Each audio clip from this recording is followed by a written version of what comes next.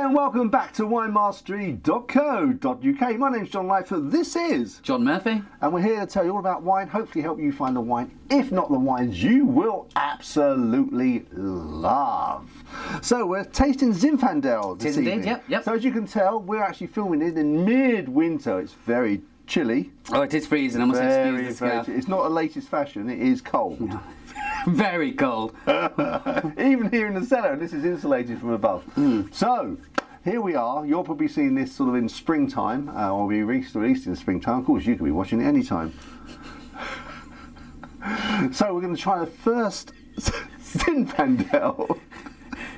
This is 2018, by the way, just in case you're watching in 2022. So, the first Zinfandel we've got is from M&S, and I believe you told me it was a 2014. It is indeed 2014. Right, so creeping on for 4 years old. Yeah, which is a good age for Zinfandel. Now, Zinfandel, most people know Zinfandel as the white Zinfandel, which is, although they call it the white Zinfandel, is actually pink. Right. It's in a rosé.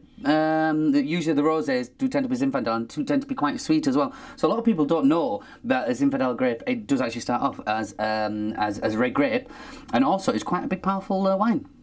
Well, the first time I was introduced to it was in a steak restaurant in London, and so the first time I ever saw it, or tasted it, should I say, was a red one. So it wasn't until afterwards that I saw these on Instagram or somewhere that it said white Zinfandel, and I thought it doesn't look very white. No. Well, you did it the other way around then. I did it the other way around. I always like doing it the other way around. Well, that's no questions, eh? Shall we have a look at this Zinfandel? Before we get any further down that line. Yeah, I mean, that's a nice, deep, rich ruby colour. Yeah. That is deep and rich. And it reminds me of port. Yeah, I suppose it has that look. I mean, I just got a flicker there as the light got on there, around the rim there, that purple. You know how I like to see that purple. You like to see I do. Purple on the rim, yeah. It's quite appealing. So after that, let's have a little go on nose. On nose. That's like not wow, but it's not. It's like right in the middle, isn't it, in terms of its power? It doesn't have. It's not. Like I say, it's not in your face, but there's plenty to be going out there. Yeah, it's almost smells like it's going to be chewy. Yeah, that makes sense. And I would expect that from a Zinfandel. I would expect. Well, I would expect a Zinfandel to be chewy. Okay. A decent heavy Zinfandel should be. But I mean, it's got that nice spiciness and like cherry as well. Yeah. That's in there. Well, I can't wait to have a sip. I'm not sure about you. No, I'm trying to pick more out. I'm trying to pick more out. Okay, yeah, but oh, we see. This is our first one we've done for a few weeks because of your commitments, John. So Christmas. I'm. Oh, okay. Oh, it was almost like when I got the very end there. Almost had a bit of marzipan. Marzipan, yeah. I don't know if it should be there, but I'm going to give this a go. For the beginners like me, it's cherry. Yeah, the cherry's in there. It's predominant, isn't it? Would you say? Yeah, definitely. That is the predominant. Easy for me to say. It's definitely the predominant smell in there on the nose. Anyway, let's have a little go. At last.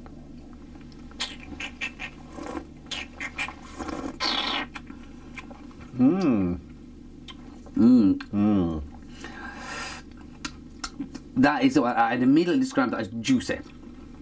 So would I. Yeah. Now it's not as much cherry, or not what I expected. A lot of cherry on the tongue there, but it hasn't got as much as I expected. It's there, but for me it's leaning more towards that kind of blackcurranty. Yeah. Yeah, that blackcurrant, almost blackcurrant juice. Yeah. Yeah, I think I can get blackcurrant from that.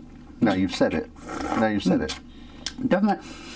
What's very appealing there is that the tannins are there, as we've said many times, but come through nice and subtle right at the very finish there. I think that's worth mentioning as well, that there's a nice length there. It does kind of hit you but in a nice, gentle way. Yeah. It's with a nice, a lot of flavour in a gentle way. Then that's when for me that's when a juiciness comes in. After the initial kind of flavour, it's a juiciness, and then that hint of tannin which kind of creeps up and gives it that nice slight dry. But it's not. It's now I know this isn't sweet. You know this isn't sweet, but for me.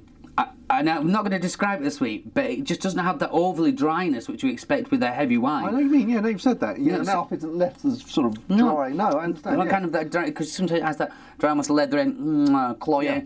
You know, it kind of coat your teeth, kind of thing. And for me, it doesn't have that. No. So, what would you describe that as? Well balanced. Well balanced. A well balanced wine, yeah. What a great way to start back. A well balanced. And actually, I'm always a little bit worried with wines when they're depicted as being sort of full and strong. I think they're going to be a little bit OTT. But this is, as you say, it's nice. I think it earns respect in terms of the taste. It's got a lot going for it. And I think the sweetness comes from the fruit taste, don't you? Definitely. Well, definitely. That is that black curranty juiciness. That's the bit that gives you that. And then as you slowly kind of take that in, that's when that kind of nice subtle dryness comes through. But it is very nice. I always tried to steer away from the word nice. You know, when you describe it, because nice. I think when you're at school, you're told not to use nice because everyone uses the word nice as a kid when they're describing things, don't they? When they're doing comprehension and stuff. I wouldn't know, John. I'm a cheesemonger. Yeah, but you were a school kid at one point. Yeah. Only about 10 years ago. Of course. Slow learner. No, all in all, I'm quite impressed with that one. I'm very impressed. I don't suppose you'll know a price. I don't know the price, but let's before we get to the price, let's score it out of 100. That's for me, for my style of wine,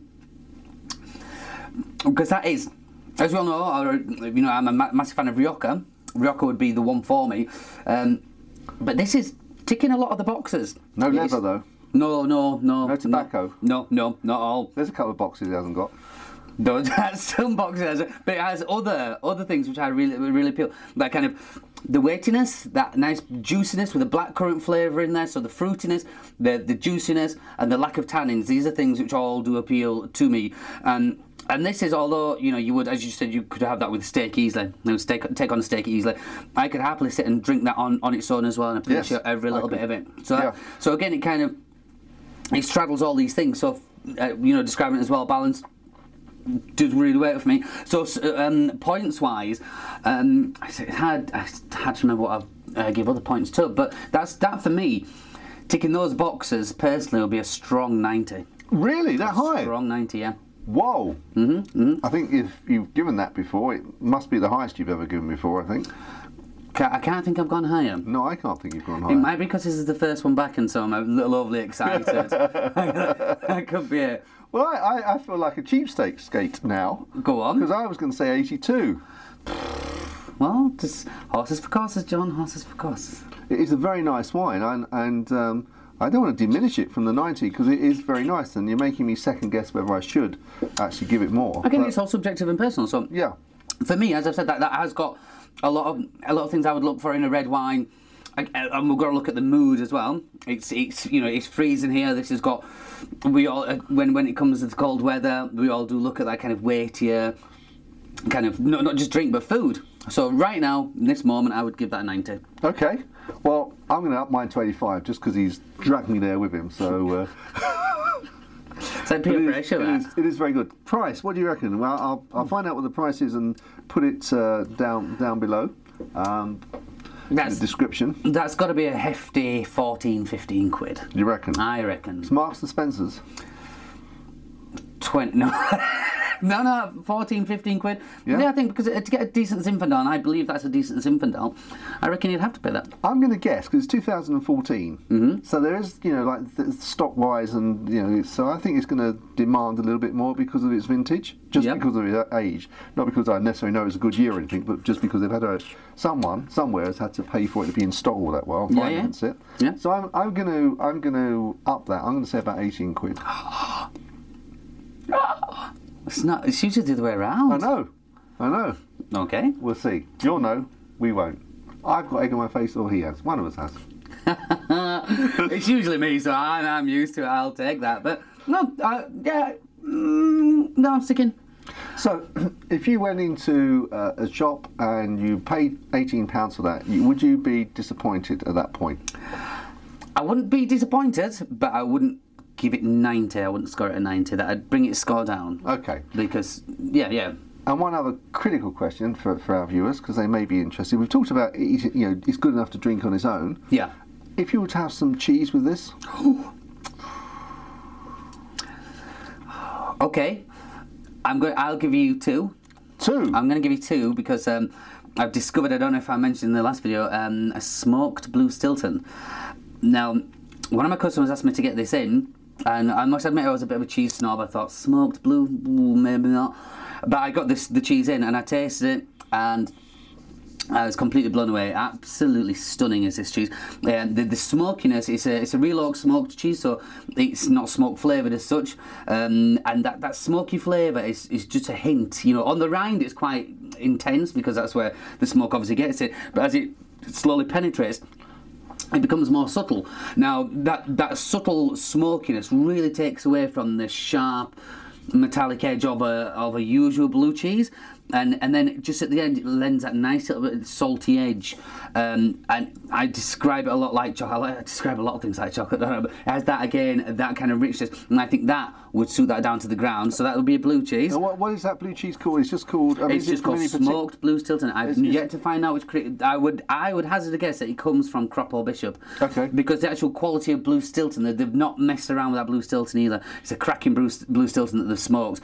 Whereas a lot of when you flavoured cheese or smoked cheeses, they might have substandard, sub-quality cheese, which they would add whatever they want to bit of flavouring or smoking. But no, I think that is the secret of that cheese, is they've started with a quality product. Okay. And your second? For the white cheese to go with that is, it's quite new to us. It was only sent in, getting another new one by mistake by my supplier, and it's called Kaltbach. How do you spell that? Kaltbach, KLT. Kaltbach, BACH. Kaltbach. No, I said, how do you spell it? He's only had one go. I said, we've got 2 more to go. But no, they sent us this as a mistake. I actually ordered cabbage Gruyere, and I ordered 8 of them, and 8 of these other cheeses came. So I thought, well, I'll send them back, but I'll keep one just to have a little go of. And stunning. Yeah. I'm not 100% sure what the actual base cheese is, but for me, it's the texture on that has a silkiness and a richness, really milky and like a mature butter. But it goes on and on and on. It's so that again would suit that because the weightiness of the both and that the after flavour, and I think that complement. In fact, I'm going to try that later. Yeah. Okay. Excellent. We'll get that later. We've got 2 more to try. We have. Okay, so we'll see you in part 2, where we're going to taste this one. I don't think is it older or. I think we're on the same vintage for the next one. For the next one, we'll see you in part 2. See what you think of that one. See you there. Cheers. Chin chin. Chin chin.